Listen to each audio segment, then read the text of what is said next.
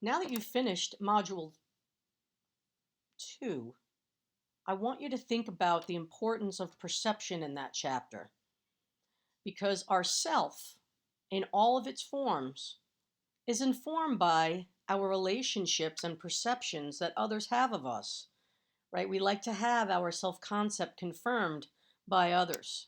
We need to increase our self-awareness so that we can change how others might perceive us as well. So this chapter is focused on perceiving others. And I would again recommend that you take notes as you're watching this video and that you stop or pause the video when there are reflection components. The perception process focuses on 3 specific tasks: selecting information, organizing the information, and then interpreting the information. And these are often parts of the listening process we will get to in a few modules ahead of us. First is selecting information. You focus on certain aspects of a message, things that stand out to you because they're salient or more prominent based on your experiences. Then you organize the information you have selected in doing what we call punctuation. You decide how you're going to fit the pieces together. Then you're interpreting the information. You're using your schemata, these preformed models, if you will, of where information will go. Think of them as files in your head, so that you put information into specific files to make sense of it. And the attributions that we make in interpreting this information can be internal or external. And 3 very important items that you need to go and really read carefully have to do with the fundamental attribution error, the actor-observer effect, and the self-serving bias. Please go and take a moment to review these in your textbook. As we are engaging in the perception process, we have to also realize that one of the things we like, especially here in the United States, is low uncertainty when we are dealing with strangers or new people in our lives. The uncertainty reduction theory by Berger and Calabrese is one that reminds us that we will do better in our own minds, right, and in our own interactions if we feel like we can anticipate what's going to happen. So there are several strategies that we can use to help us reduce uncertainty when trying to engage new people. For example, passive strategies. Some of you might do this. You might go to a party or to an outing or be walking through the mall and suddenly you see somebody and you start to observe them, right? Those passive strategies means you do it from afar. There's no interaction with that person or anybody else related to that person. You do it through observation. Active strategies may mean that you're not actually going and interacting with the other person yet, but now you're starting to perhaps ask a friend or ask somebody that you think knows them questions about that person to try to get a sense of who that person is. So sometimes when a new friend is introduced into a group, we will often ask the older group members, what do you know about so-and-so? You know, what's that guy about? What's that woman about? You know, who is that? How do they identify? So we will use active strategies by using other people to help fill in some of the gaps so that we can lessen the uncertainty about whether or not we want to engage this person one-on-one. That's where interactive strategies come. This is where you are actually speaking with and interacting with the other individual.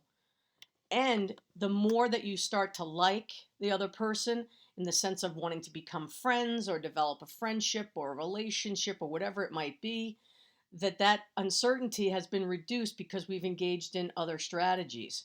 And oftentimes we have interactive strategies that allow us, we might have, for example, quote unquote, our favorite lines, right? Some of you might have these where you can have favorite pickup lines or hangout lines.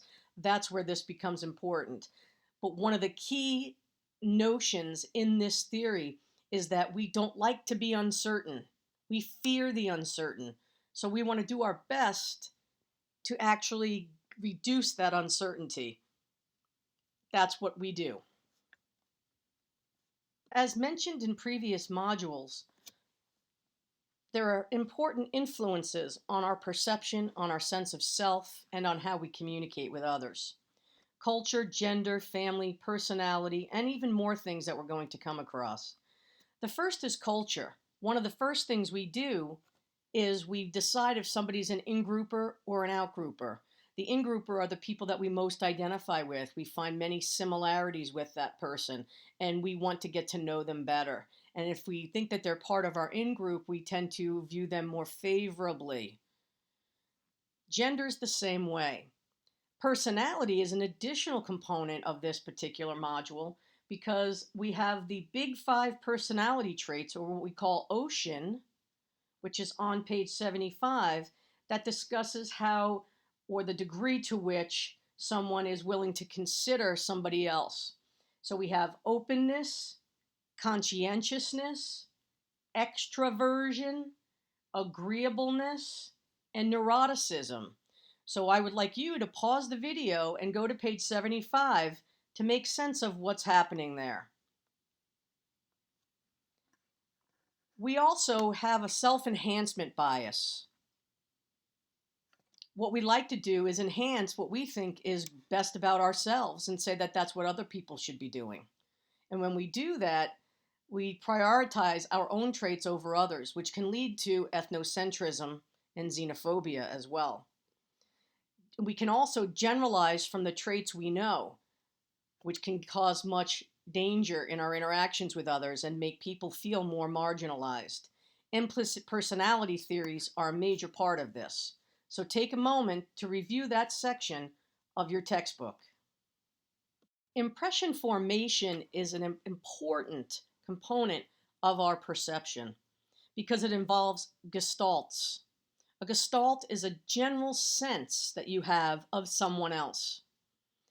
There are 2 different types of effect that can affect my problem there. Sorry about that. So 2 types of effects. You can have a positive effect or a negative effect when you think about people. We do this with our best friends, for example, when we have what's called the halo effect. If our best friend is identified as somebody who shares a lot of similarities with ourselves, we will have difficulty viewing their behavior in a negative light, and we will defend them until our death.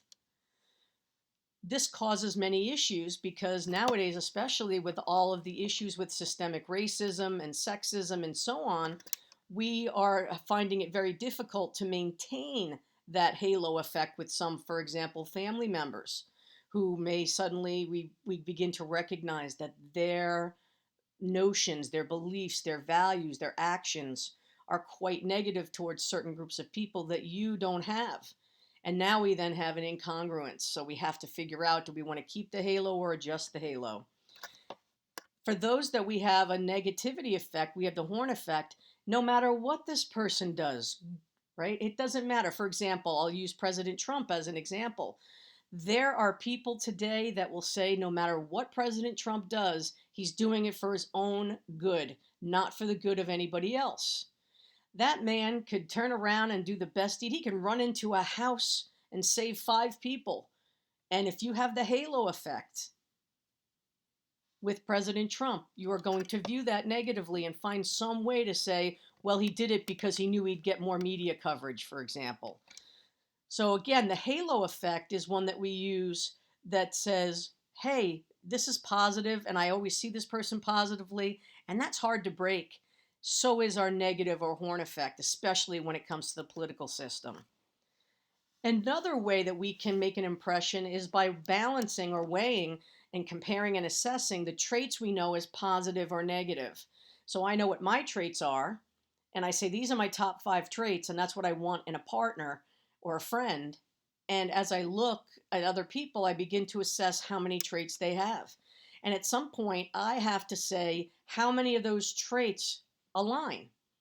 And if it's 3 and I say 3 is good, if it's less than 3 traits that they have in common with me, then I'm not going to be able to have a positive influence with them or a positive impression of them. So we have to compare and contrast our negative perceptions. We always have to use others to make sense of ourselves and then form an impression about them. We also, unfortunately, use stereotypes. These are our beliefs about groups of people, and we are seeing this happen all over the place in our everyday lives. Stereotypes of your beliefs, which can lead to prejudice, which again is that halo effect, that bias, right? That might come in, the horn effect. It's more of your attitude towards that person because you hold that belief. And if you have negative prejudices, then you can lead to discrimination, which are the actions you will take. So, for example, if I believe that St. Rose students are not as good as, let's say, Siena students, then when I find out that somebody's here, I may not treat them as positively. I may think, oh, well, they can't really, jump to this level of cognition. And then from there, my discrimination would be that they are always going to earn a C. They're not going to earn the A, which of course is terrible for teachers to do. But we have stereotypes. We have beliefs about certain people or certain areas or regions. Then we develop an attitude, a liking or a disliking towards that, and that can lead to discrimination, the actions that we take.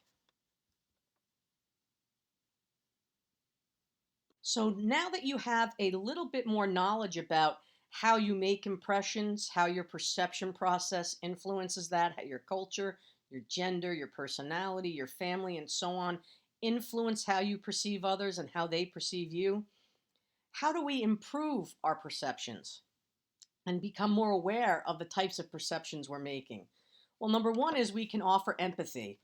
And empathy means perspective taking, right? Taking the other person's position or worldview or standpoint, whether it's cultural, gender, sexual orientation, class, whatever it might be, and trying to have an empathic concern for that person and understanding why that person might feel or believe or experience things differently from you.